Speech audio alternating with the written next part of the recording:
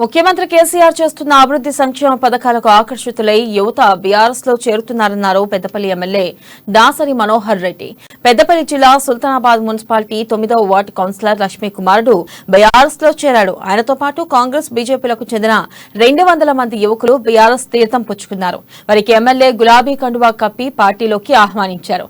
గత పాలకులు చేసిన అన్యాయాన్ని గుర్తించిన యువత కేసీఆర్ తోనే అభివృద్ధి సాధ్యమైందని గ్రహించారని ఈ సందర్భంగా తెలిపారు ఎమ్మెల్యే. మున్ముందు పెద్ద ఎత్తున యువత బీఆర్ఎస్ లో చేరుతారని చెప్పారు. వాళ్ళు 2014 అధికారం ఉన్నప్పుడు వాళ్ళు ఏం చేసిండ్రు? ఎక్కడన్నా ఒక ఊర్లో ఒక 100 మీటర్ల సీసీ రోడ్ వేసిండ్రా, లేదా ఎవరికైనా ఒక పెన్షన్ ఇచ్చిండ్రా, లేదా ఎవరికైనా కళ్యాణ లక్ష్మి ఇచ్చిండ్రా, ఎవరికైనా రైతు బంధు ఇచ్చిండ్రా, ఎవరికైనా రైతు బీమా ఇచ్చిండ్రా, ఉచిత కరెంట్ ఇచ్చిండ్రా, లేదా ఇటువంటి ఊరికి కొనుగోలు కేంద్రాలు పెట్టిండ్రా? వాళ్ళు ఏం పని చేసిండ్రు? వాళ్ళు కేవలం వాళ్ళ బతకడానికి వాళ్ళు చేసింది తప్ప ప్రజల గురించి ఎన్నడూ పట్టించుకోరు. అందుకే వాస్తవం ఏదో మనం గమనించాలి.